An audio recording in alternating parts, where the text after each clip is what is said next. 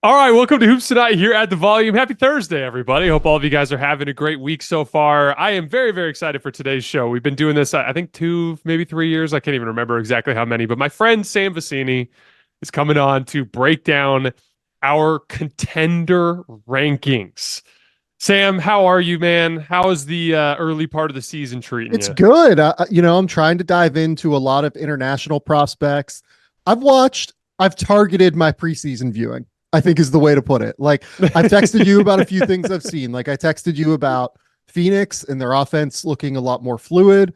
I texted you weirdly about Charlotte. I was like, Charlotte looks like a lot more competent stylistically than what they have the last couple of years. Like, Charles Lee has them just like firing from three. Like, I'm all for that, right?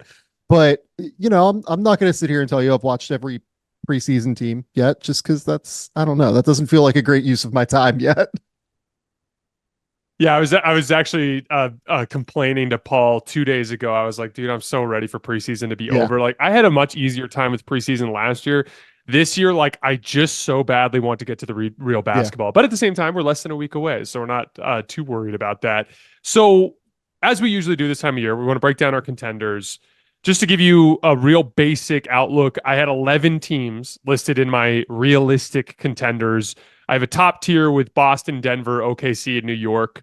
And then I have this tier of 7 teams that I view as if things go right. And that could be like if they hit on a trade, if a young player pops, maybe it's a team that specifically relies on health luck, that's had really bad health luck in the past. Maybe it's matchups. Like, some of these teams have very specific types of matchup weaknesses. And so those teams for me are Dallas in order: Dallas, Philly, Minnesota, the Lakers, the Bucks, the Suns, and the Grizzlies. So before, I know you have a different top tier than I do. But is there any team other than those 11 teams that you actually think has a realistic shot to win the title this year that I had not listed? Yeah, it's a great question, right? I think no.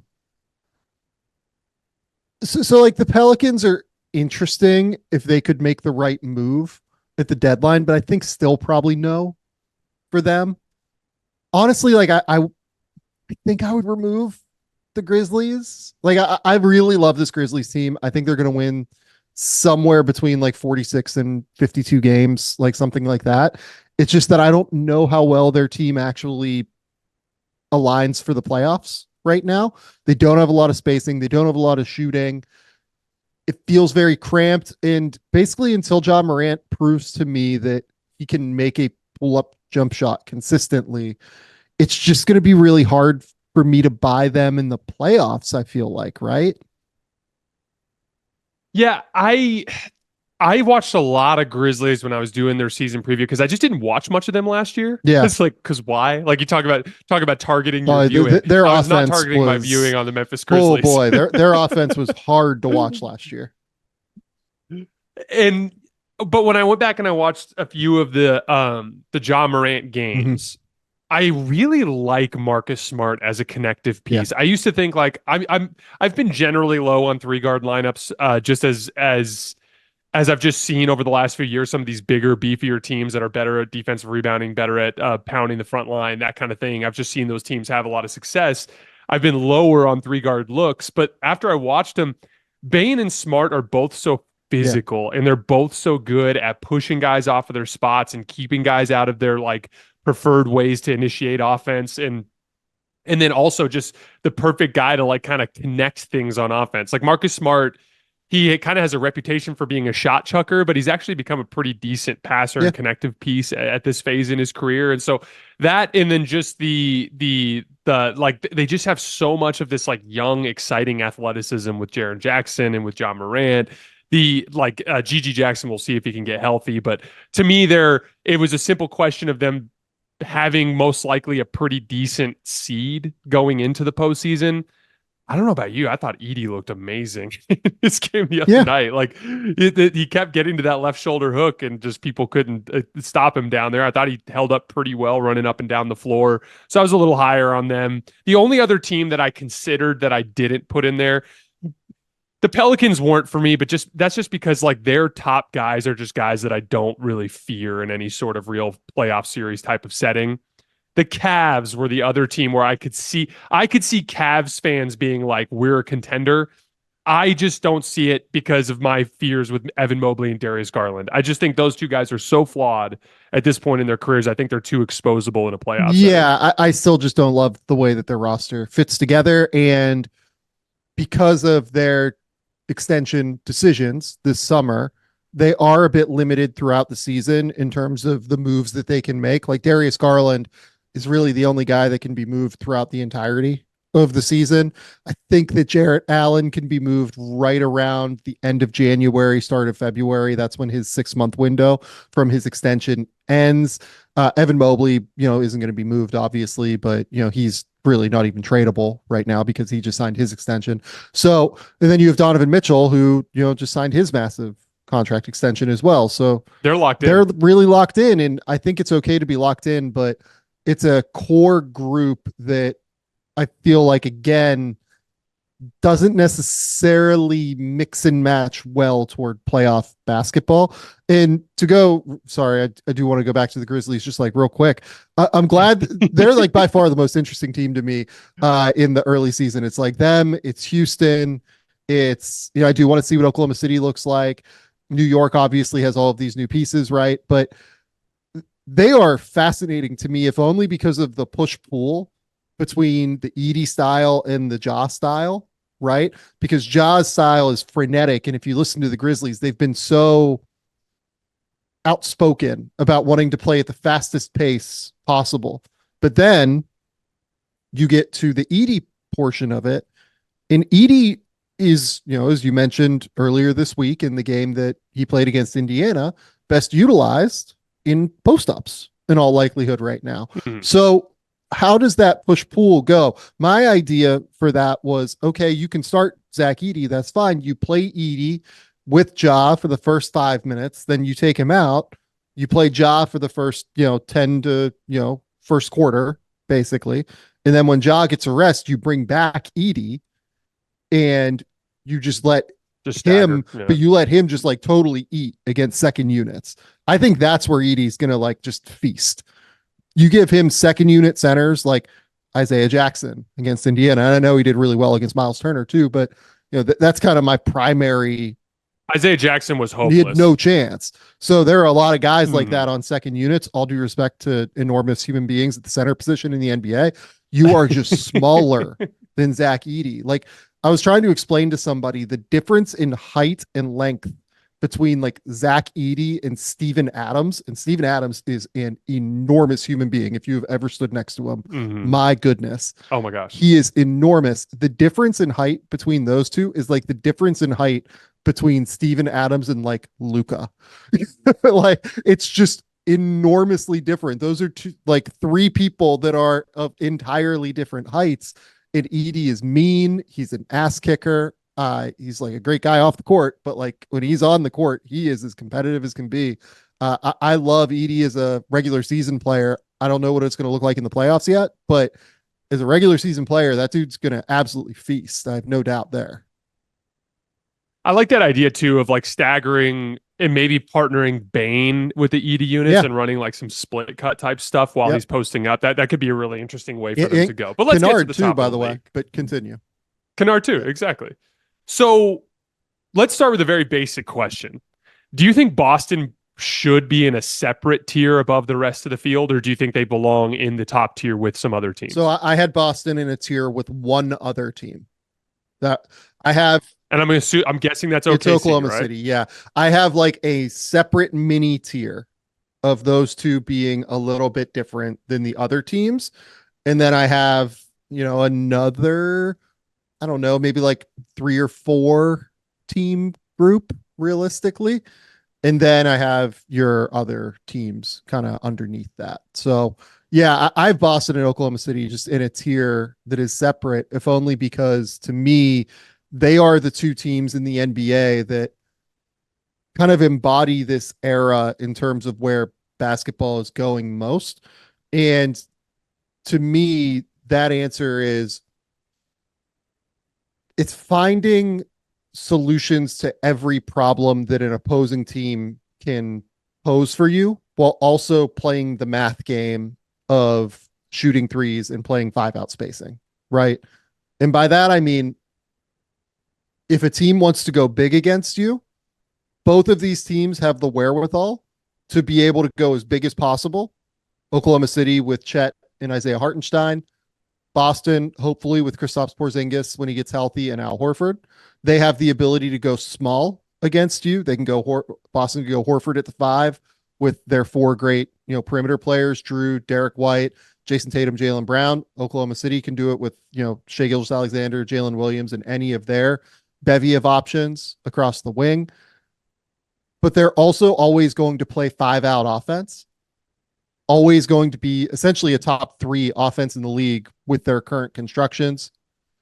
Both organizations can really, really pass the ball. They get good movement, and they set up their stars for success. That's the number one key of today's NBA, I think, is setting up your stars to play in the most space possible. Boston's scheme allows for them to invert post touches for Jason Tatum and Jaylen Brown if they want to.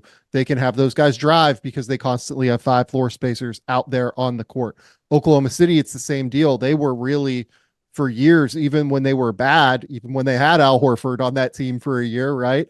Their whole thing was that they wanted 5-out spacing. This is why we got the Isaiah Robies at center, the Darius Baisleys at centers at times, while Mark Daigneault figured out what his scheme was going to be for the future. So those two teams, to me, have the best combination of elite talent, modern offensive principles, and also the ability to match up with you defensively in a bevy of ways. And they have a way to match up with you defensively for any lineup that you put on the court. I 100% agree. I think I would put those two teams on a separate tier in terms of like just pure talent. I think the Oklahoma City, with the moves they made this summer, entered into Boston's tier in talent in a way that they were probably in a separate tier in years past. The reason why I included Denver and New York, and by the way, I don't want to spend too much time on Denver because I want to actually hit them as an entire separate topic here in a minute. But like the reason why I included Denver and New York are pretty simple. Denver has, in my opinion, the best player in the world. Yeah. And in New York, they have a lot of talent that is kind of point and shot in a very specific way that accentuates their gifts. Yeah. So, for instance, like, does anybody think that Jalen Brunson is as good at basketball as Shai or as Luka or as Jokic or as Tatum? No. You go down to Manhattan and say that, Jason. Yeah, this is what I'm saying. So like, and more importantly, go into Madison Square Garden in a big game where Jalen is determining every possession, when he is pointed and shot as the primary shot creator and he doesn't really have to do much else. He's really damn good at it. And then same go like Mikal and OG. It's like, are Mikal and OG as good as Tatum and Brown? No. But they're kind of like focused in these very specific ways with the Knicks where they impact winning at a really high level. Karl Anthony Towns, I know he's not shooting well in preseason, but the amount of wide open shots he's getting as like a trailer in transition or popping out of any sort of screening action, he's going to get so many open looks and he is going to hit them this year. Obviously they're a team that lacks a little bit of center depth. There's some question marks there, but like, to me, Denver and New York are examples of teams where I think the total is more than the sum of their parts because of the uniqueness of New York's talent and the uniqueness of Nikola Jokic. And specifically with Denver, the matchup problems that they present because Jokic is so unguardable. Do you have any pushback on my defenses of New York and Denver? Let's ignore Denver because you do have like a whole section here for Denver. Yeah. New York is fascinating to me because, I mentioned earlier with Oklahoma City and Boston, the reason I have New York in just a different tier, and I agree with you, I have them in my top 4 right now, New York. I have them in a slightly different tier than the other two because of that ability to match up in different ways. I don't really think that they can do it. I think this team is almost, I don't know that they can do it. I'm just saying the way that I think that, Leon Rose and all of that front office have built this team. I think that they have built this team to contend with Boston more so than the other teams in the Eastern Conference in a playoff series. they're trying to win or trying to keep up basically with the math game while also having a bunch of different options on the wing to be able to throw at Jaylen Brown and Jason Tatum. That's what I see when I see New York's team build. But if you look at them against Milwaukee, I'm honestly like really interested in how they would match up with Milwaukee because they don't really have the interior strength and like power unless Mitchell Robinson is fully healthy to be able to stop Giannis from getting to the rim, right? Like Karl Anthony Towns, phenomenal offensive player, showcased real moments last year where he could match up one-on-one with bigger bodies like Nikola Jokic while they had Rudy, but slower bodies, right? I don't think he profiles super well against Giannis necessarily. And on top of it, what you typically want to do against Giannis is you want to have a help defender like Rudy Gobert there to be at the rim, as opposed to having OG Anunoby, who is a fantastic, phenomenal, elite level perimeter defender. He's just smaller, right? He's not a primary rim protector. So I actually wonder how that series would go if I'm being completely transparent. Like I think that New York almost matches up slightly better on paper with Boston than it does with Milwaukee. It's just Milwaukee has its own shit to figure out, right? Like they have to figure out the Damon Giannis stuff. They have to figure out Doc Rivers, figuring his stuff out, everything like that. But then you look at Philadelphia as well. Like Philadelphia has like a weird matchup, I think, with New York. So the lack of like, this is a word I'm going to create out of thin air, matchup ability, matchup flexibility, maybe is the way to put it, is why I'm slightly lower on New York than I am on Boston and Oklahoma City. So I completely agree in the sense that compared to OKC and Boston, they don't have the versatility. I'm really worried about teams that can space Cat out. Yeah. Because as good, like just having both Brunson and Cat out there just gives you a little bit more vulnerability in those situations. Yeah. The Milwaukee matchup is interesting because I kind of like OG on Giannis a little bit. The bigger issue I'd have there is like if you end up putting Cat as your back line, they're just going to space Brook above the break on the opposite side and try to punish you in that regard. And I think you are a little weak on help length simply because if you put OG on the ball, and in this case, Mikal Bridges is the guy who's guarding Dame, right? Like that's the direction you're going in all likelihood. I think. Yeah, could be Mikal. Maybe Hart, but depends so on if it's what Mikal, version of then Chris Middleton you get probably too. Exactly. And so, yeah, and if Middleton's out there, who's guarding Middleton, right? Like at that point, I think I'd probably put Hart on Middleton and I'd probably put Bridges on Dame because I'd want length contesting over with back pressure. But like in that sort of situation, if OG's on Giannis and Cat is being spaced above the break on the opposite side, and I have Mikal Bridges chasing in action with Dame, that means Josh Hart and Jalen Brunson are my back line in any sort of situation like that. So like you're right, there's not as much matchup versatility there. I want to be clear, like Boston, I would not put them on a separate tier, but I do think they're the clear number one. I don't think any team in the league, like if someone argued to me, I think Boston's not the favorite. This is the team I think is, and here's why. I'd be like, I can't even conceptualize a version of that I get behind. OKC would be the one team that I would think of, but even with OKC, I think their question marks centering around like, hey, like Jalen Williams in year 3 is your second best shot creator and a guy that is going to be determining a lot of key possessions for you in the postseason. That to me is a little bit of a question mark. There is a lot of youth there, even though I'm super high on Oklahoma City. And so I think Boston, just has a clear sign of, or a clear strength in terms of experience and just overall shot creation and that sort of stuff. So like, to me, Boston's a clear number one. I totally get your reasoning for having Denver and New York in a second tier. For Denver, here's what I'm going to do for Denver. I'm going to just quickly pitch to you why I think people are writing them off too quickly. And then I want you to tell me why you disagree or agree. Mm-hmm. So I was talking about this on my show yesterday. So much went wrong for Denver last year. A Jokic jump shot in the postseason was worth 0.38 points less per single attempt than it was in the previous previous postseason. So literally 0.4 of a point less per shot from the previous postseason. KCP hurts his ankle in the first round. Jamal Murray hurts his calf muscle in the first round. Jokic is also clearly gassed by the end of the Minnesota series and is just really, really struggling to do some of the dirty work stuff that he did really well.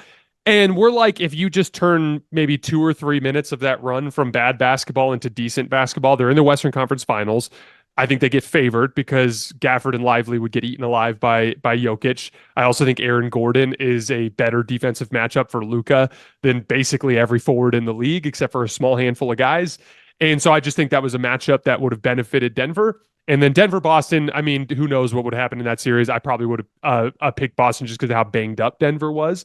But Denver had a decent matchup in that series because of their front line and the Porzingis injury and things along those lines. So, like, for a second round loss with so many things that went wrong, I think they were reasonably close to still making a very deep playoff run at a minimum, at least making it to the conference finals. So with that being the case, as I look at the roster, I'm higher on Christian Braun with the starters than most people. I think that he's bigger and stronger than KCP, which I think actually keeps them a little bit more versatile defensively in terms of like they won't have to put Aaron Gordon on big forwards all the time and they could keep him in help more often.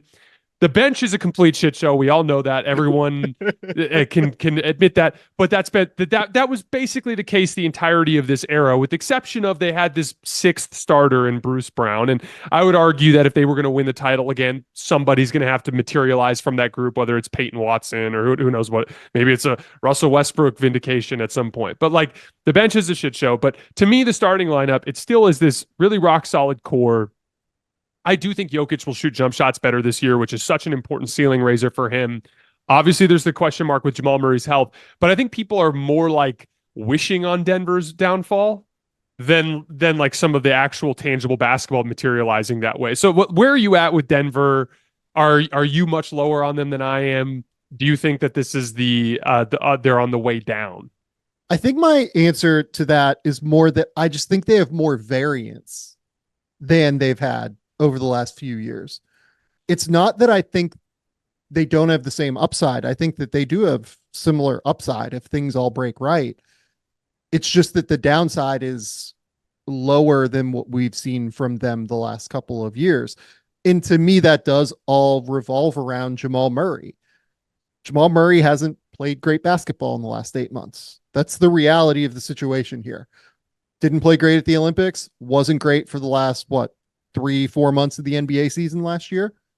He had more shot attempts than points in the playoffs. Yes. So I don't think it's as simple as saying that Denver should be written off. They absolutely should not be written off. And I agree with you in having them in your top 4 or 5 contenders. 100%. I would also have Denver there. My main concern revolves around Murray and what happens if Murray is not the offensive creator that has incredible synergy with Nikola Jokic that we've seen previously. I actually don't know that they have an answer to that question. And they've now extended Jamal Murray and extended him after the deadline where he can be moved this season. So they're in a space where they need this to go right. There's not another... They don't have an out really in terms like they don't have their pick this year. They don't have a ton of flexibility with their future draft picks in terms of being able to move them. Their young guys are polarizing. Like I can tell you from talking to teams league wide, there are people that really, really like Peyton Watson. There are people who have questions about if he's just like an interesting, curious athlete who can cut and who can defend a little bit, but doesn't really shoot it and is still developing into his overall game. There are questions about Julian Strawther. There are questions like most people don't really think Jalen Pickett is a player. Hunter Tyson is very polarizing as a player. All of these guys that they've drafted, they've just always been extremely polarizing, which means it's harder for them to make deals with teams involving those players. Some evaluators and executives are maybe going to like those players more than others. or they might have like very different opinions on those players, which means if you're trying to foster a trade to go get like another real difference maker, it's like, well, we really like Julian Strawther, but we don't like Hunter Tyson, or we don't like, Peyton Watson, or we really like Peyton Watson, but we don't like Strawther. We don't like, X, Y, and Z, right? We really like Deron Holmes, but Deron Holmes is out for the year now, so we don't know what to do with that. It's just going to be a moving target for them, I think, on the trade market in terms of trying to improve this group. So they need what they have now to go right. And it could. I think that you're 100% right. Like that's why this is like not all, it's an exciting conversation because we haven't had this much uncertainty with Denver in a while, but it's not a question I can answer. I feel like either. You could tell me Denver wins 55 games and is incredible again. You could honestly sell me on them winning like 46 this year because teams just completely sell out to stop Jokic. Christian Brown does not have a great shooting season. Aaron Gordon is obviously not really a great shooter, but plays off of Jokic incredibly well as a cutter. Michael Porter Jr. is a guy that's had health issues in the past, so you never know. Like you could sell me on a number of things. They have a number of cascading things that could go wrong for them, but they also still have Jamal Murray, Aaron Gordon, and Michael Porter Jr. surrounding the best player on planet Earth, who doesn't really miss games, who you can rely on to consistently play. So anybody that's writing them off is absolutely insane to me. It's just that there is more uncertainty there now, I think, in terms of what they could look like by the time February rolls around. I think that uncertainty is almost guaranteed to show in the regular season. I mean, you're leaning on a lot of young players. Like, to be clear, like I think Oklahoma City will finish at least 5 games ahead of Denver in the standings. Yeah. Like at least. I think you'll probably have OKC around like what 57, 58 wins. And I think I'm with you. I think Denver's looking at the low 50s. I could argue that that's probably what Denver should do because they looked tired at the end of last season. And the reason for that is they depend on their starting unit so much. And when you depend on your starting unit so much and you lean on those guys in big minutes and they determine the outcome of every single game, there's just a lot of pressure on them and you don't get to kind of like manage their load throughout the season. And so there's a case to be made that, 48 wins is an outcome that should be the what happens if they take a more cautious approach to this regular season, especially with Jamal Murray's knee injury. And to your point, like because we've seen the knee injury flare up in the preseason, like none of this is realistic if Jamal's not Jamal. Yeah. And like I don't think Jamal needs to be what he was in the 2023 playoff run because that was insane. Like that was he was playing like a superstar guard. But he can't be as bad as he was last year either. Yeah. I think one of the most important outcomes is Jokic's jump shot. I don't think people realize how important that was to them in the title run. He made 35 threes in that title run, but it wasn't just the 35 threes. He was doing a lot of work driving closeouts at the top of the key. Yep. And against Minnesota, they were literally doing this. So like, they dared him. Like, yeah, that was it. Shoot it. And so I'm really curious to see how that goes. But yeah, I'm with you. I think variance is the right way to put it. I'm more emphasizing that like I think people are insane to not acknowledge that top end is still there. Because I think that Jokic that shoots 45% from 3 isn't just the best player in the world. I think he's by far the best player in the world. Oh yeah. I think the jump shot declining is what has brought him down to the field a little bit, but I would take him head and shoulders over Luka if he's got his jump shot going in. So, and maybe this is where we transition to this next group of teams, right? And I'm going to kind of go off book in terms of what we wanted to talk about here. But I actually do still have Minnesota ahead of Denver right now in my group. Okay, let's hear it. I think that they, again, are a team that has a different way to match up with you. And I think that the Randall DiVincenzo deal for Towns actually gives them even more kind of outs to be able to do that, because now instead of having Mike Conley and 2 bigs out there to close, you can go Dante and close. with Anthony Edwards. And a big piece of this is trusting Anthony Edwards to really run the offense. And this is something you and I have talked about a ton with the Timberwolves, is just their late game offense, right? What does it look like throughout the course of this full season and the playoffs? That's their biggest question. They need to figure that out. Maybe it's just Ant taking another leap and just becoming like a total assassin, right? That would be their best case scenario. But I think Julius Randle is going to do a much better approximation of Karl Towns, at least on offense. They'll play different stylistically and do different things, obviously, but in terms of the actual production, than what most people do. Julius Randle is in a contract year. Chris Finch is a coach that has gotten extremely high level play out of him previously. And with Rudy Gobert backing him, to me, the defense is less of a concern. I thought Karl Towns did fine on defense last year. I don't think Karl Towns is now some magically positive defender. No. I think Towns is a better defender than Randle, to be clear, and Towns is a better player than Julius Randle. I don't mean to say that the two are comparable. I think the difference between Towns and Randle is smaller than the addition of getting Dante DiVincenzo and the flexibility and spacing that he provides personally. And I totally understand why New York did the deal. Like I'm not sitting here and saying it was a bad deal for New York. I have my questions, and we've talked about that previously on my show, but I think that Minnesota and what you've talked about with Minnesota is just the overall spacing and figuring out how to make it work with Edwards and Randle together. I think that they can figure out a way to make that work. They also have enough flexibility with their picks moving forward to where if you wanted to try and do like a Randle and a first round pick for something at the deadline, that will be available to you. The other guy that, like, I'm sure Minnesota fans don't want to hear this because they love Naz Reid, but Naz Reid is in expiring contract, and they need to figure out what their front court of the future looks like between these three guys. Because in theory, all three of these guys could leave after this year: Gobert, Randle, and Naz Reid. So they have a real flexibility in terms of the way that they can attack the deadline here coming up, that I think, a team like Denver doesn't necessarily quite have in the same way, because Denver doesn't have as many cheap contracts unless they're willing to move Brown. But Brown is now like an integral part of a team that doesn't have any depth.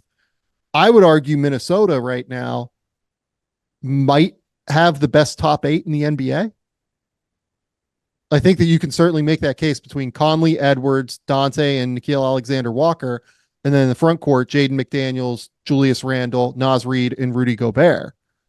I mean, that's 8, top 125-ish, I don't know, players in the league. 7 starting caliber players. Right. And then Nickeil. I don't think Nickeil Alexander-Walker's a starter, but I think he's a really good he's an unbelievable like defensive weapon that you can throw out there and who isn't going to like kill you on offense. So I think that their depth, their ability to match up with just about any lineup that you throw out there, you can go small, Jaden McDaniels. That's the other thing of the Dante deal. I think it allows you to, if you want to go small based on how another team is playing you, you can go small now. You can go Anthony Edwards, Dante DiVincenzo, one of Mike Conley or Nickeil Alexander-Walker, depending on how big or small the opposing backcourt is, and Jaden McDaniels at the 4 with Rudy at the 5 if you want to, or you can go super big with these bigs that you have across the board. They have just different ways to match up. And we haven't talked about the biggest reason yet, or I haven't.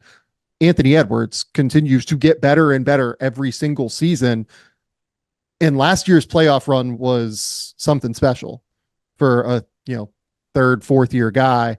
I believe he's entering his 4th year. No, he's entering his 5th, I guess. But, he is an absolute stud that I completely believe in and buy in a playoff setting. So before I give my response, I want to ask you a follow-up. Should Dante DiVincenzo just be the starting 2? I mean, I think he's a better player than Mike Conley. So, and you could argue Mike Conley running bench units with Ant off the floor almost makes more sense. So maybe this is me having reacted to the ESPN top 100 that came out earlier this week. And seeing that they had that shit was obnoxious. seeing that they have Fred VanVleet at number 79 on that list, I think that we've gone round the bend with these small guards who like are actually tough defensively, right? Mike's not quite as good as he once was defensively and is not quite as good as Fred is now defensively. Just, he's older at this point. But Mike is still incredible at getting a team organized, and he knocked down 40% of his threes last year, and he fights over the top of screens. Like, Mike Conley is still an awesome player. The case for doing what you're saying, though, and I think this is a valid case, is I would just want to get Ant as many reps as possible running the show. And maybe I would stagger him without Mike more often just to give him that opportunity. Whether or not you're starting Mike, you're bringing him off the bench, I guess I don't really care. But I do think there's a case for what you're saying to get Anthony Edwards more reps on the ball so that decision-making tree continues to improve, because that's really the last step here for Ant, is consistency off the ball defensively, and then the decision-making tree on his drives and on his ability to, find the open teammate regularly, as opposed to take a terrible pull-up mid-range jumper or a drive into the trees where it's a lower percentage shot. That's really the last step for him, in my opinion. I'm really curious to see if Chris Finch does any kind of exploring on spacing looks. Dante plays bigger than he is because he's athletic and strong. He rebounds well for a guard. It just gets up underneath bigger players when he's on switches. And then Ant is literally built like an F-150. So, like, I wonder if you could start to explore looks too where you have, Ant kind of functioning as the three defensively, but you go with Conley, Ant, and Dante, with Nas at the 4 next to Gobert. Totally. I wonder, and you could get into some real 4-out, 1-in stuff where it's like just spread, pick and roll, but you've got deadly shooters on both corners and Dante above the break who's deadly, and you can really create some more spaced out environments for him. This is one of the issues, like, because I mean, as I've watched Minnesota in preseason, their defense looks amazing, right? Yeah. Like in these spurts, like they had a spurt against Philly where you're like, holy shit. Yeah. Like, they have this spurt against the Lakers when LeBron and AD didn't play in the first game of preseason, where like you could just tell Austin and D'Lo and Rui were just having a hell of a time getting free of those guys. But Nikola Alexander Walker and Jaden McDaniels are both guys that are like very hot and cold on offense, and can, in terms of the game plan, you're pretty much helping off of those guys and offering late contests and, going underneath picks and doing all that kind of stuff. Right. So, like, I wonder if you could look into some more of those options and see if it develops. Ant's jump shooting, it's starting to get ridiculous, Sam. He's 12 for 23 in preseason. Again, I know it's a small sample, but like, we are now on a 7-month span going back to last April in 3 completely different situations, between obviously some of the new guys he's playing with this year, the roster from last year, super high intense games in terms of the conference finals and conference semis last year. You've got the Olympic games where he shot well in both the exhibition games and the Olympic games themselves. This is a roughly 300 rep, 7-month span of him making jump shots at like 1.2 points per shot, which is like insane. Off the dribble, off the catch, left shoulder fades, right shoulder fades. Like, the jump shooting is ridiculous. And so that to me is where the upside is. The reason why I'm still like, Minnesota for me is a team that, like, I just want to see them play in the regular season with Julius Randle, because I'm just so interested to see how that front court shapes out with the starting group with Jaden, Julius, and Rudy. So, like, for me, like, I have them loosely ranked at 7 right now in my contender rankings, but like, I could see that going way up or potentially even down a little bit, because it's so hard for me to conceptualize it. Dane Moore does an amazing job covering the Wolves, and he had a tweet the other day where he basically broke down how, like, even though Julius doesn't shoot percentage-wise the way that Cat does, he does shoot a lot. Correct. And so, and his case was basically like, he's respected and treated as a shooter, even if he's not. And so maybe that So to me, it's not that he's respected and treated as a shooter.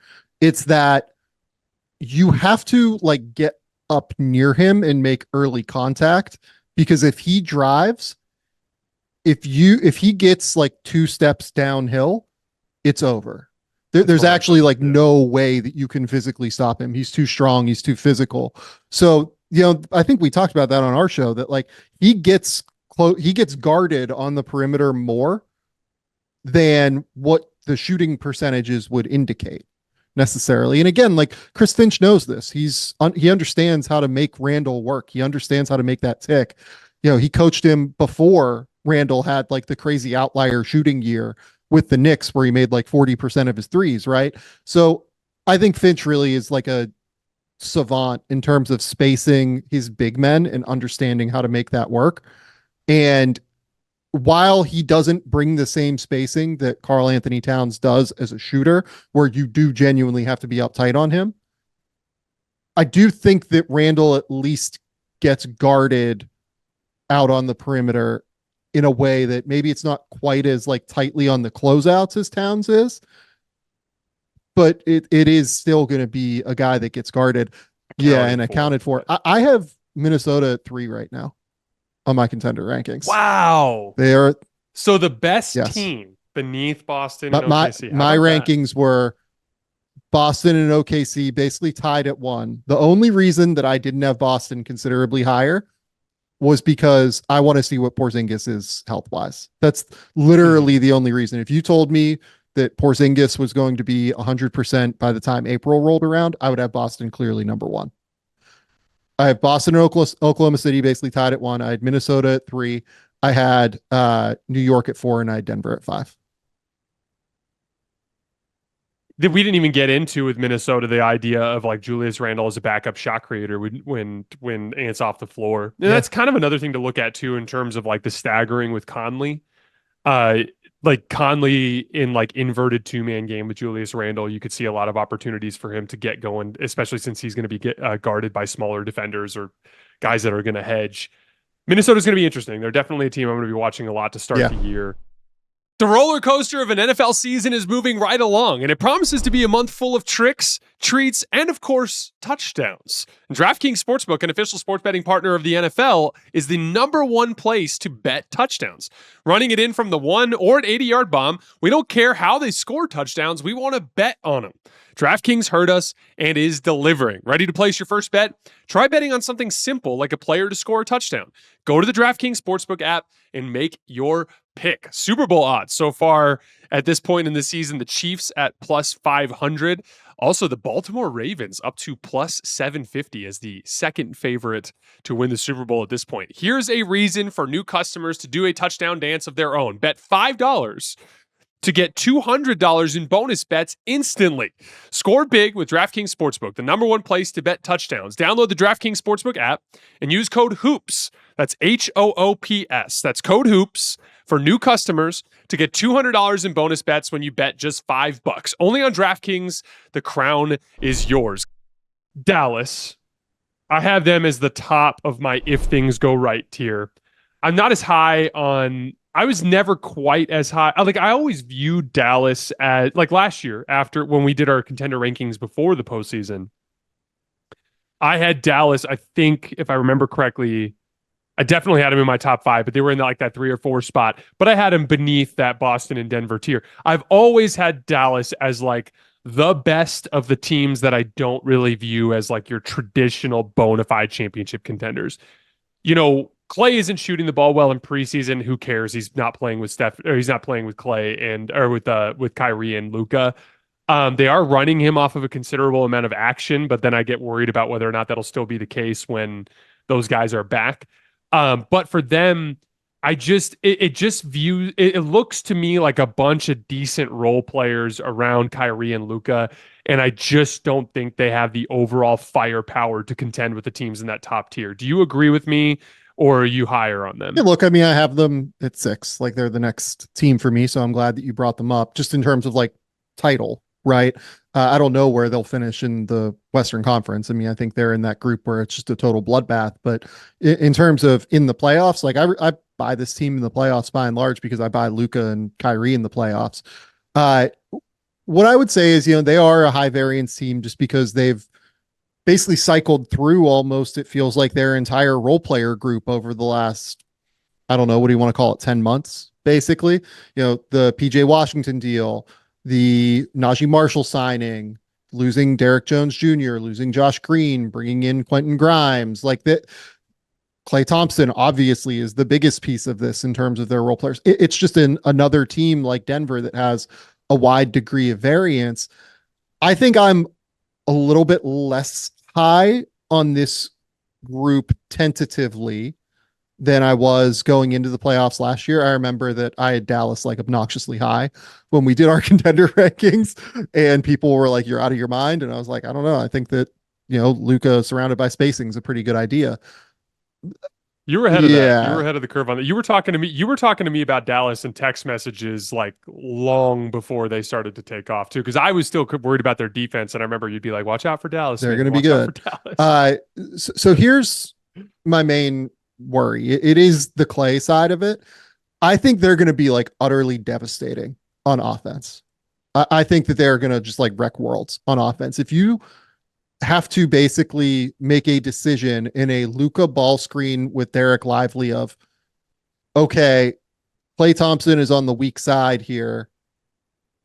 I have to make a decision on if I'm going to tag Derek Lively or I'm going to leave Klay Thompson in order to tag Derek Lively, or I'm just going to leave Lively wide open at the rim for a rim run dunk. That's basically an impossible choice to me. Like, I know, like you said, Klay hasn't shot well in preseason. I don't really care. Klay Thompson is going to get, the shot back. He always does. He always makes 40% of his threes. So he's hitting his open ones too. He's 3 for 15 on jump shots, but he's 3 for 5 when he's unguarded. Yeah, like to me, I'm just not that they're going to be able to devise so many different ways to just obliterate you in ball screens now, because they have theoretically, as long as PJ's shooting from the playoffs holds up, and that's a question. Like, that's a totally open question that I'm here to listen to and hear out, right? They could go devastating, like, well, I guess 4 out with Lively as the roll man, where Luka prefers to actually have the roll man, I feel like, as opposed to the 5 that is like the floor spacer by and large. He likes to have that lob option because he likes to have that pressure being put on the defense with how excellent he is at hitting skip passes. So this is theoretically, as long as Klay is who he is, probably the best constructed offense that Luka has gotten a chance to play within during his time.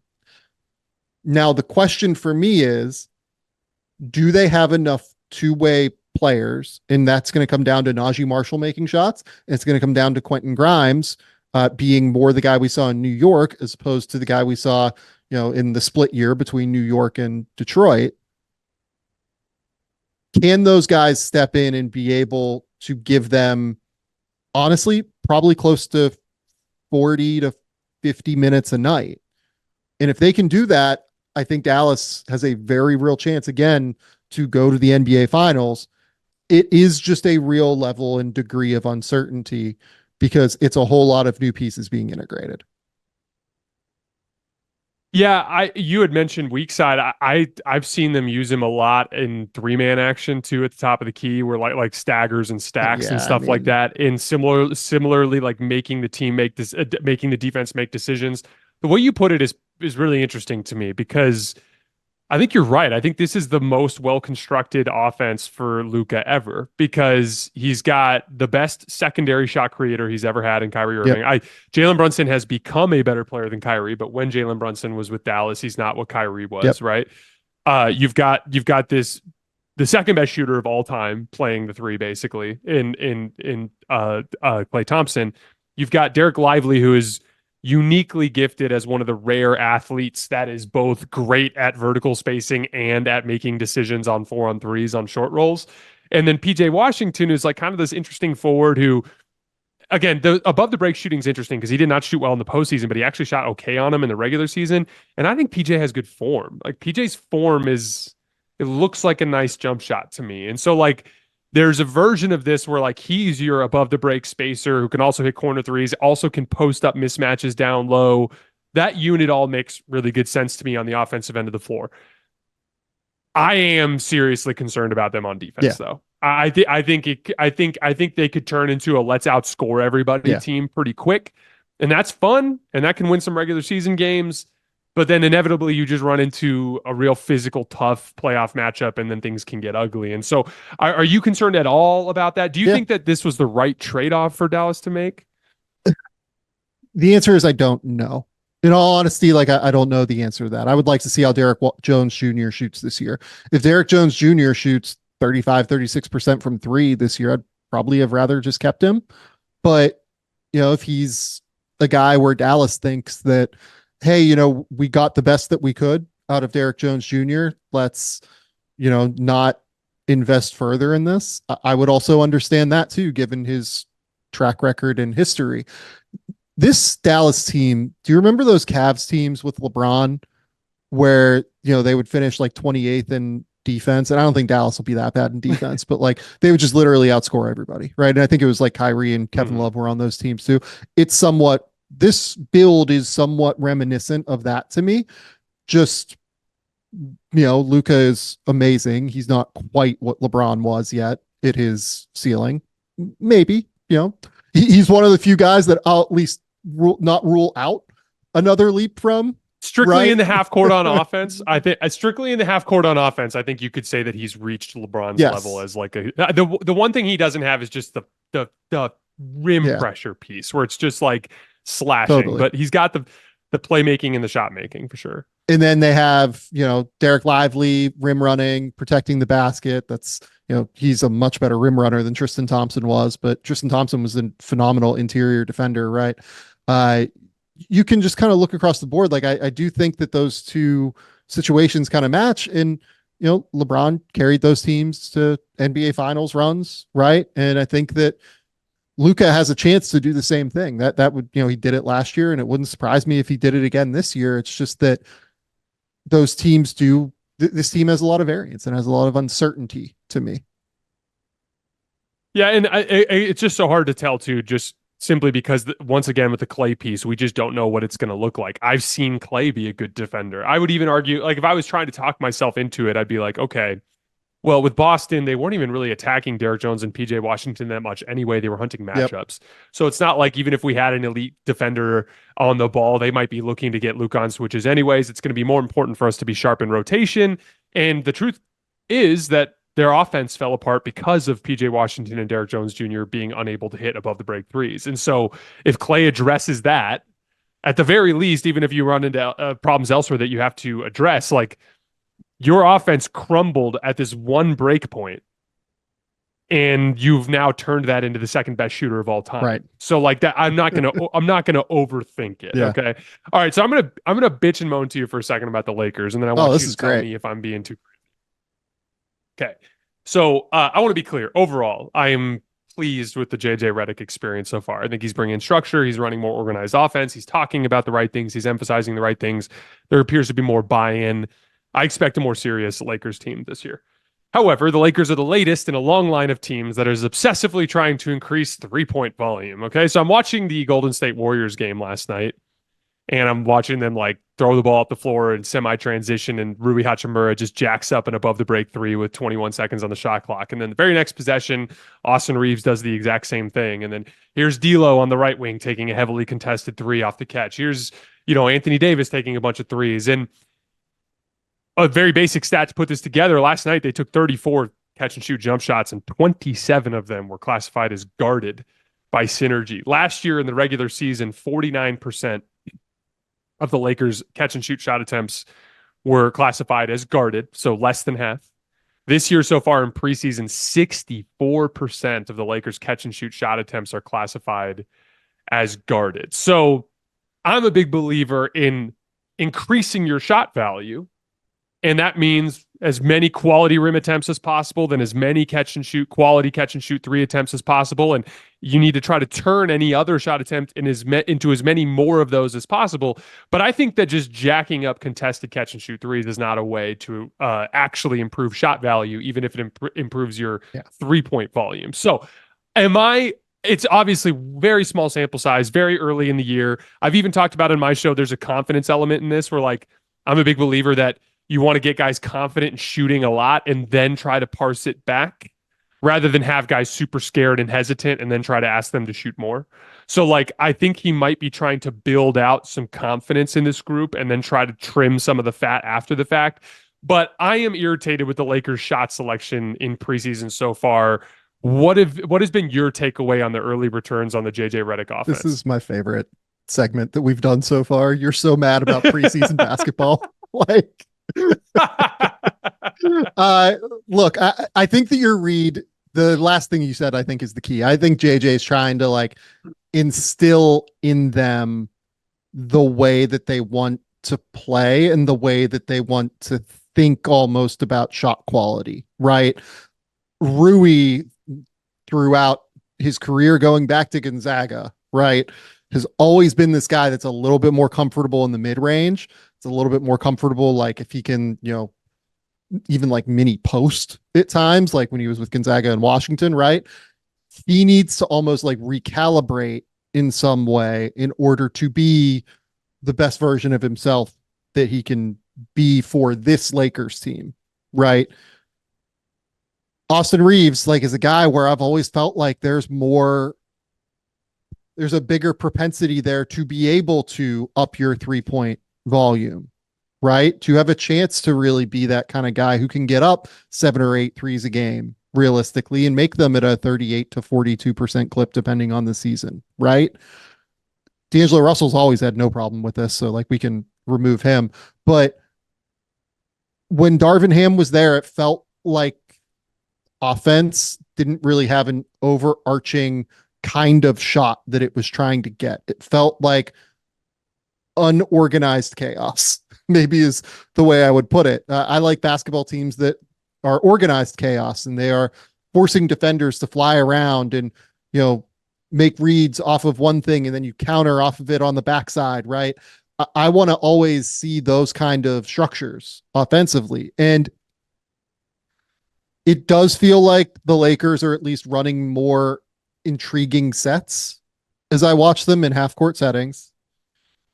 I don't want to take too much away from the overall shot quality to this point, because I think that a lot of it is trying to instill a process that is working and that has been proven, frankly, to be the driver of key offenses in the league, right?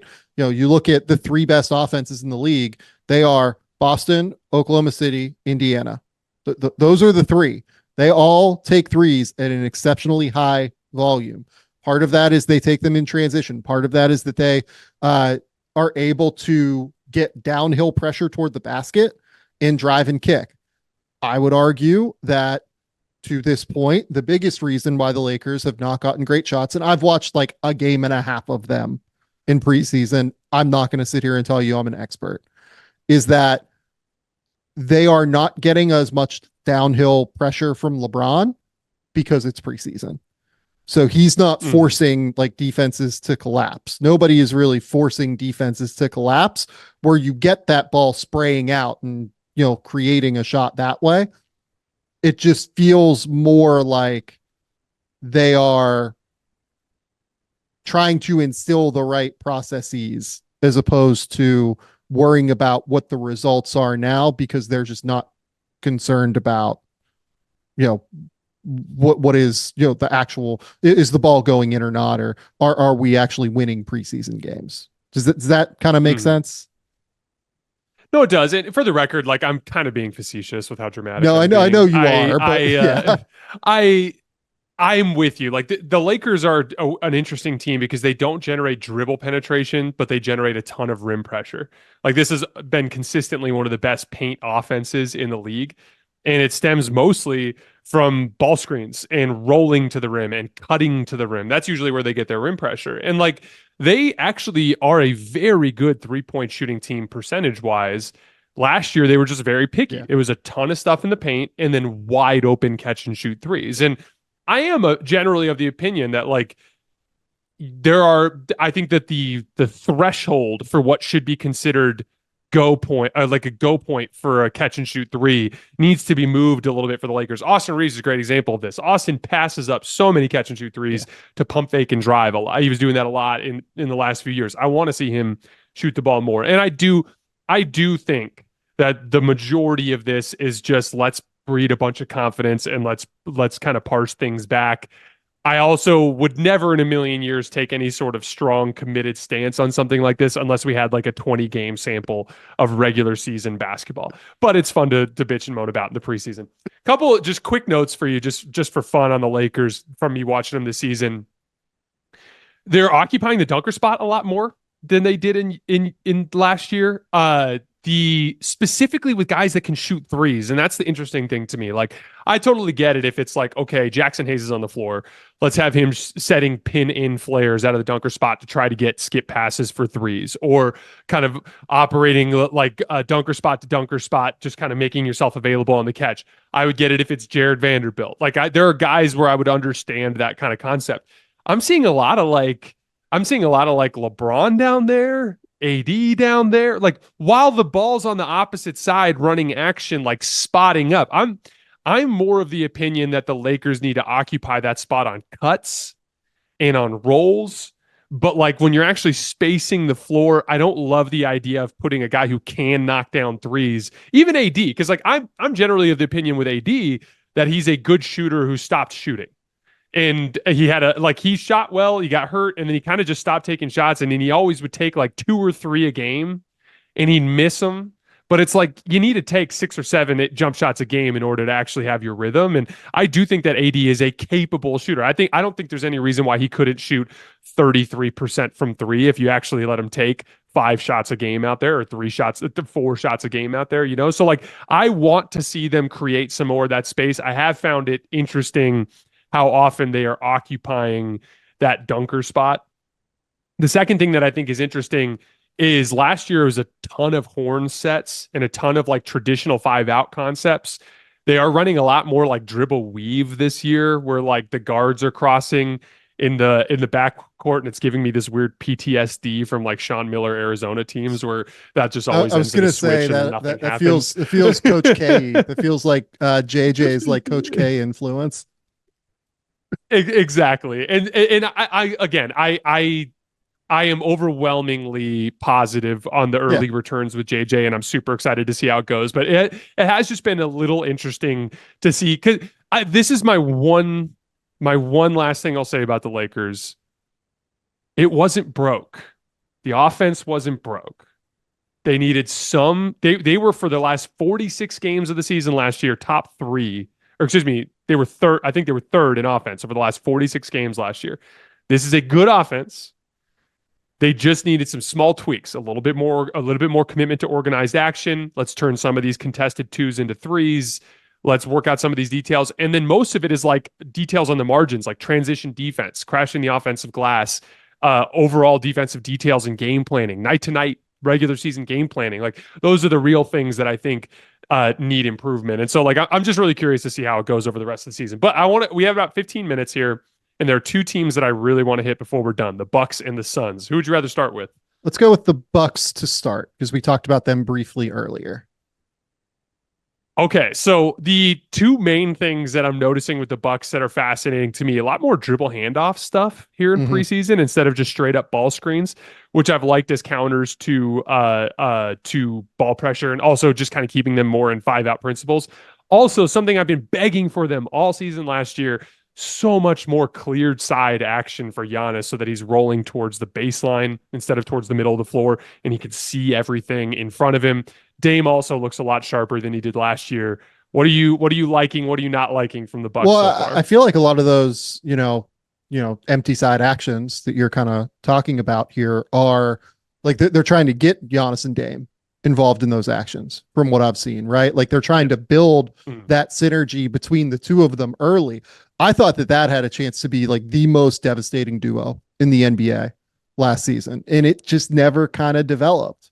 It felt like, be it Adrian Griffin just didn't make it a priority early in the season, and they were winning games, so nobody really said anything until he got fired. And then Doc Rivers comes in, and I felt like Doc tried to do a little bit of that later in the year, but it was just too late at that point. And then Giannis got hurt and it became more difficult, right? So I think that's what I've liked most is I know there was like a storyline where, somebody said, I think Dame might have said that like he didn't work out with Giannis at all in the summer and people took that to mean some type of thing. And I was just like, okay, guys, like, let's calm down. Let's take a beat here. Look, like I'm glad that they're taking a minute to try and figure that out. That's been like, honestly, my biggest takeaway. The thing I will say about the Bucks beyond that is Chris Middleton is obviously, I haven't watched the last week. Is he playing yet? Or maybe the last like 5 days. Is he playing yet? I don't think so. I think Taurean Prince has been getting I know that Doc said that, we might get him back by the end of preseason. We might not, right? Middleton is the almost like he's not the biggest swing guy in the NBA this year, but he's one of the bigger swing guys in the NBA this year. Like we know how good Dame is. We know how good Giannis is. Brook Lopez is in a contract year and we know what he can bring defensively and as a shooter. Chris Middleton had multiple ankle surgeries this summer. Do you know how good Chris Middleton was last year in the playoffs though, Jason? He was insane. He was like 27 points a game on like 62% true shooting or something crazy. He was like that. Unbelievable. He averaged 25 points, 9 rebounds, 4.7 assists with a 2-to-1 assist to turnover ratio, shooting 48, 35, 90 from the field in the playoffs. He was unreal against Indiana. They need that guy. Like that is the secondary creator that puts them on par with New York and potentially Boston, maybe not on par with Boston, but who at least gets them to where they can have a fighter's chance against Boston, right? Mm-hmm. That's the absolute unequivocal biggest, swing to me is, can Chris Middleton come back, be at 100%, be that guy that we saw in the playoffs last year? If he's that guy, like the Bucks are in an interesting position while also acknowledging that I don't trust Doc Rivers. I'm one of those people who just doesn't really buy it, but they still have the bones of a great interior defense. I think that the Gary Trent in for Malik Beasley defensive decision is a bigger upgrade than what people think. I think it's a massive upgrade. Even while on both ends, actually. I think that Trent is like a pretty overrated defender. I think that Raptors fans will probably tell you that as well. But I think Malik Beasley is one of the worst defenders in the NBA. It drives me out of my mind watching him play. So you have that upgrade there. Taurean Prince at least knows where to be. DeLon Wright can be like a energy guy that comes in for 15, 20 minutes a game, let's hope, right?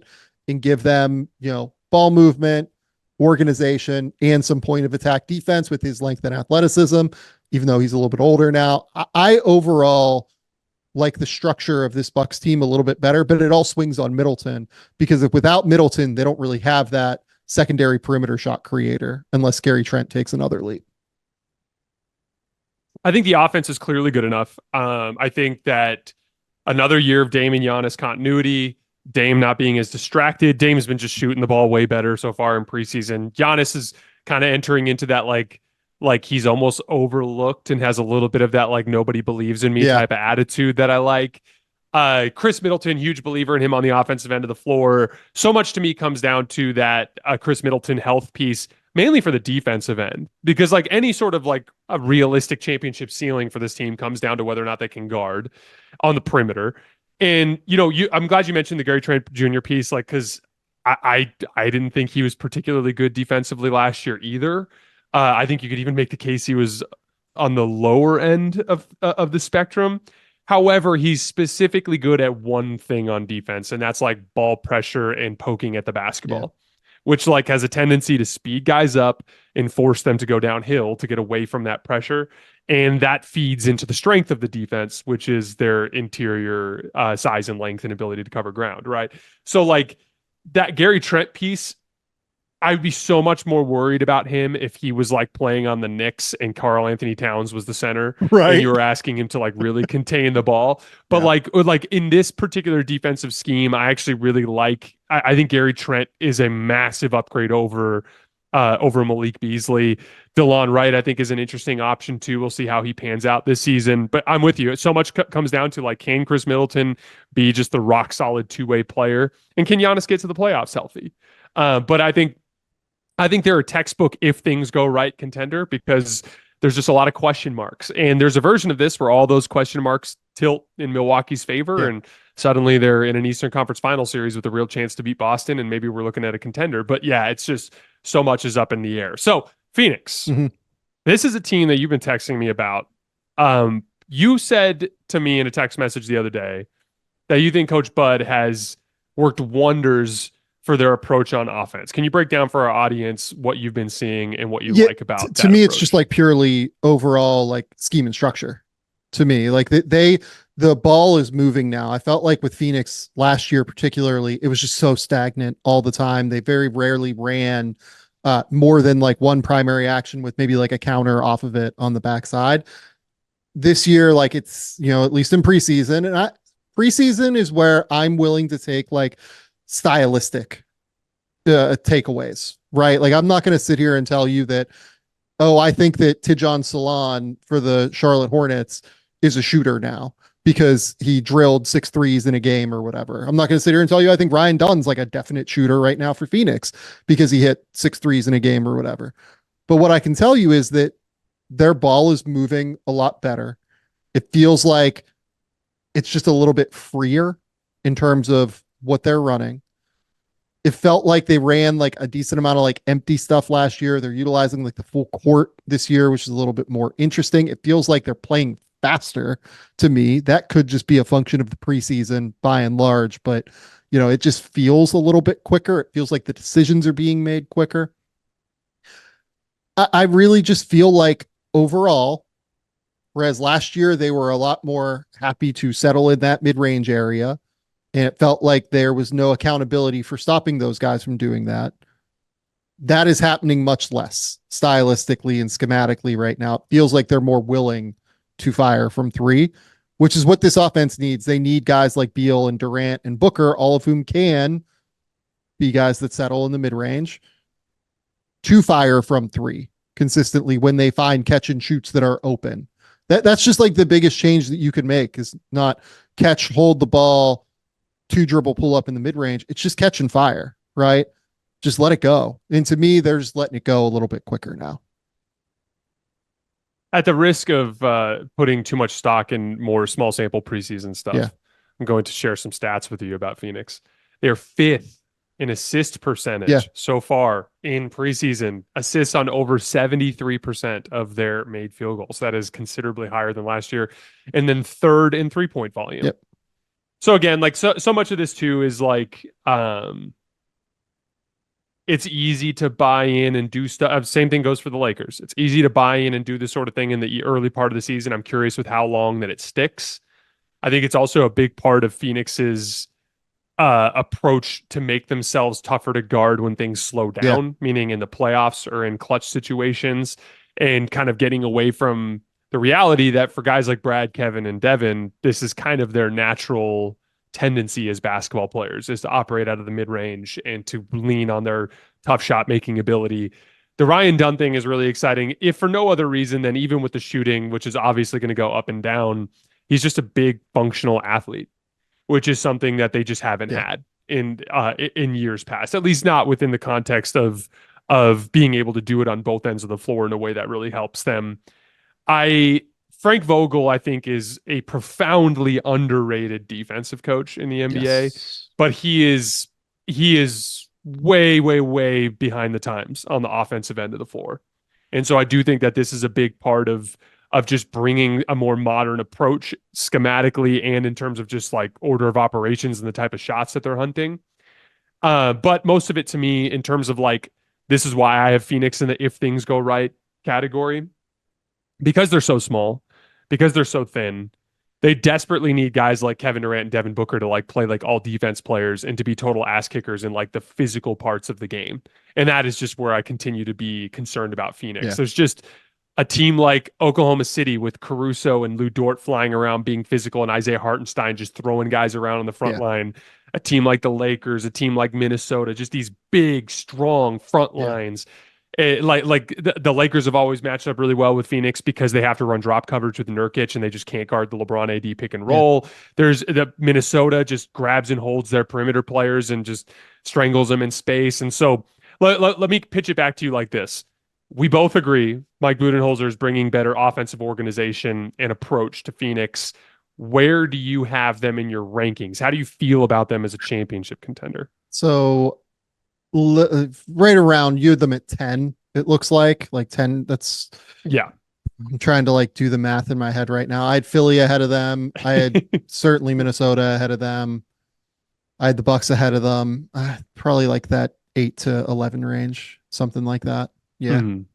Look, I'm worried about the defense. What I will say is, like, again, I truly hope that the Ryan Dunn shooting thing is real. Like that is, if Ryan Dunn can solve so many problems. Seriously, if Ryan Dunn can shoot 36% from 3 this year on 4 attempts per game, he is an immediately like exceptionally valuable player, because I'm not exaggerating this to you, Jason. He is one of, arguably could be the best defensive wing I have evaluated pre-draft. He is unbelievable as a havoc creator, defensive playmaker on that end. And he has experience playing at the big position. I honestly wonder if there is a world where you could do some weird things where like he's flying over, rotating across from the weak side, and play lineups that are like him and KD at the 4 or 5 with Booker and Beal and Grayson Allen. And like you have this weird, big, switchable-ish group that can hopefully get enough rim protection with him like rotating across and like being like a havoc guy. Like he averaged over 2 blocks a game last year at Virginia, playing in that like slow drag out style of basketball that Virginia plays. So that's like a ways away still, probably. That might not be this year that happens, but if he can shoot, he is truly a ready-made defender. Like I feel good about the stroke looks good. I think it looks and good. I'm telling you, like last year, do you know how many shots per game he took in his last 14 games? He took 5 per game in college. Like he had no confidence last year on offense. Like there were games where he didn't look at the rim really, and like didn't even really think about trying to score.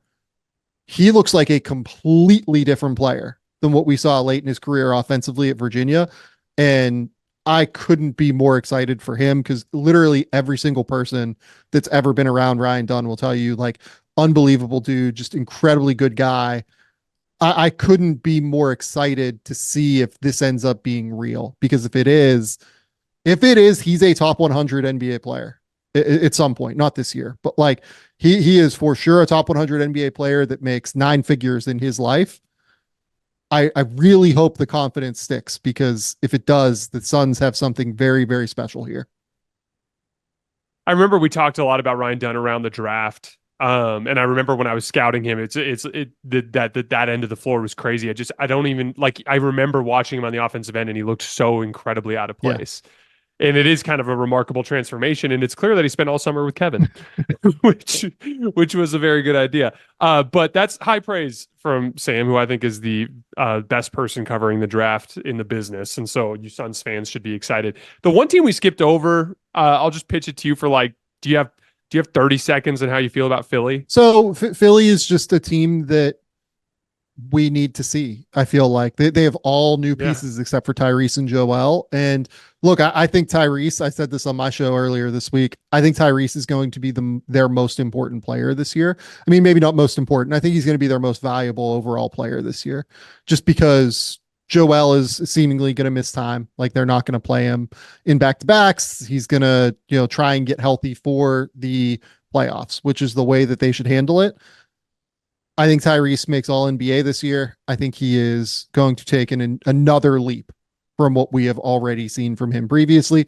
Paul George is a big addition for them because he allows them to keep the offense afloat when Joel is out. Having both him and Tyrese, being able to stagger them potentially, you don't have to have, 14 minutes a game where Tyrese isn't out there and you just have no way to generate offense, right? Like Tobias Harris generating offense was not something that worked well, as all Philadelphia fans will tell you. So much better team. Very interesting team. I do have them ahead of Phoenix because I think if it all goes right, you can very easily make a case that they just have more talent, right? But a lot of uncertainty. That's the reality. And look, like the last team that we haven't mentioned here, and they will be very angry if we don't mention them. Who'd I miss? The Eastern Conference finalists from last year, the Indiana Pacers. Oh, yes. The Indiana Pacers, the NBA's worst defense in preseason. So they don't look great on that end. Zach Edey just murdered them and just like took their soul. What I'll say is this. They are unbelievable on offense. And they figured out the defense late in the year last year to a passable level with Siakam and Miles Turner playing together and then getting Nembhard to be able to guard a little bit. Naismith, has always been like pretty solid against wings defensively. Nembhard does a solid job on guards. There are worlds where I can see this working for them. Again, like their variance is going to be wide because they're a, top 3 offense and a charitably, let's say they could finish, 16th, 17th in defense, but more likely than not, maybe like 20th. Their games are just going to have a little bit more variance, but this is like genuinely an unstoppable offense when they're on the court and when Tyrese is running the show. And they do at least like deserve our respect in some way, shape, or form. Or, we didn't mention Orlando or Cleveland as well. Orlando is going to be a top 3 defense probably this year. They're fantastic. I just don't know that they have the shot creation yet to make it work in the playoffs at this point. The case and their offense, I hate the way they play on totally offense. Agree. The KCP edition is intriguing because this team was amazing last year with Gary Harris in the lineup, and KCP is like elevated Gary Harris. And then, oh, by the way, they now get to select Gary Harris off the bench, which is going to allow them to be like a little bit more functional as opposed to having Joe Ingles, coming off the bench for them, who looked, all due respect to my Australian brethren here, a bit washed. I love this Orlando team. I think they're going to be I think they might win 50 games in the regular season. I just don't know what it's going to look like in the playoffs for them. So I can't quite put them into this, top 10-ish contender group.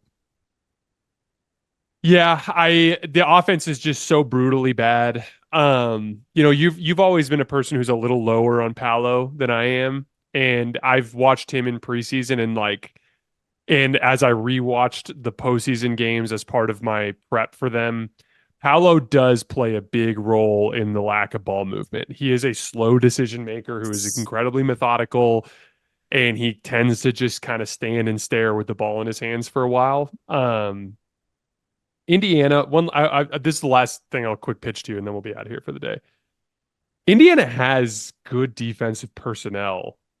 Why are they so bad? Like Nembhard is good, Naismith is good, Siakam's good, Turner's good. McConnell, do you think it's just because yeah, McConnell fights? Like, do you? I even what's this? I'm blanking on his name. The like 6'6" bench Ben wing Mathurin? that can shoot for them. No, not Ben Mathurin. He's a little taller. 6'6" It's killing me that I can't remember. bench wing who can shoot for them. Ben Shepherd. Ben Shepherd. Ben Shepherd. I think Ben Shepherd competes defensively, has decent length. Like they've got some guys. Like I do you think it's just because? Do you think it's like a Carlisle thing, or do you think it's like we play with such an absurd pace that the guys just don't have the legs? Yeah, I think it's pace. When I watch them, I just think it's pace. I will say though that like they didn't have Siakam all year last year, and the defense took a big leap when Siakam got there. Yeah, it did. The starting lineup was better. For sure. Yeah, to me, it's like a depth question, and it's a Siakam hopefully getting there and being consistently available defensively and being the guy that we all think he can be on defense. So, look, I think we would just be remiss not to mention them, if only because I do think that they could work in the playoffs again. Halliburton running the show and making elite level decisions. Siakam being able to be that kind of half court, they're in full transition, forward who can guard on the perimeter against certain guys and who can create shots from the mid post and create shots from the wing and attack. And then, you can play 5 out with Turner, right? Like they have real options is all I'm saying here. Like they've, and they played Boston well. They have a scheme that really, I think, flows upward when it comes to successful playoff runs. No, I agree with you. It was more. I think between Cleveland and Orlando and Indiana, we hit the teams that were on the fringes. Like I would have Indiana honestly ahead of Memphis in a playoff. That's contender interesting. Series. Okay. Yeah. Okay. That's interesting. I mean, look, they've made the run. I have to think Memphis about that team one. has never. Yeah. No, you're. I mean, like in practice, we've like seen they've it. actually made it. Yeah. They've done it.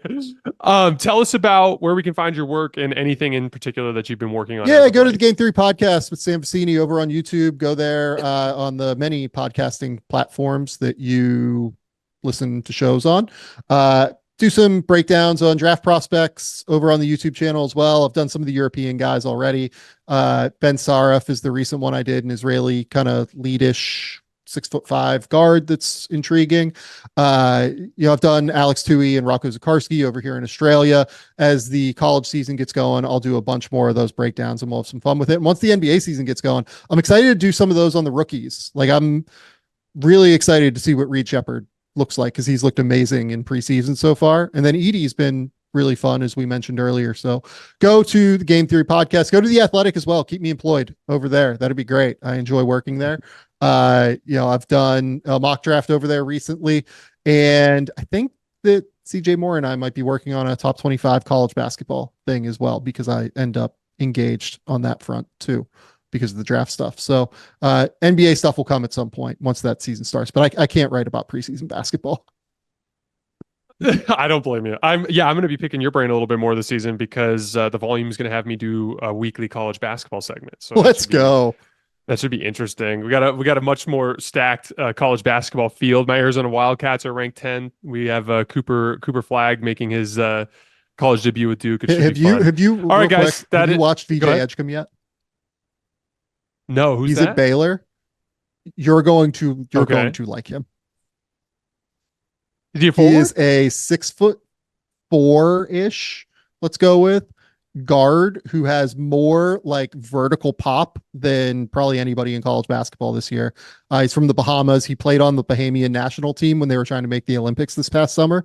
Already, he's a dude that and he's like a leader out there. Like I've kind of talked to some folks down there, and they're just like, he's just like already just so good at being our leader as a freshman this year. So yeah, he's a good one. I'm excited for you to see him. Big 12 basketball is gonna be really fun this year with the conference realignment. It's gonna be fun. Did Baylor didn't move out of the Big 12? Did they? Are they still in the Big 12? AP poll just came out. There are, I think, 5 teams in the top 10 from the Big 10 or Big 12.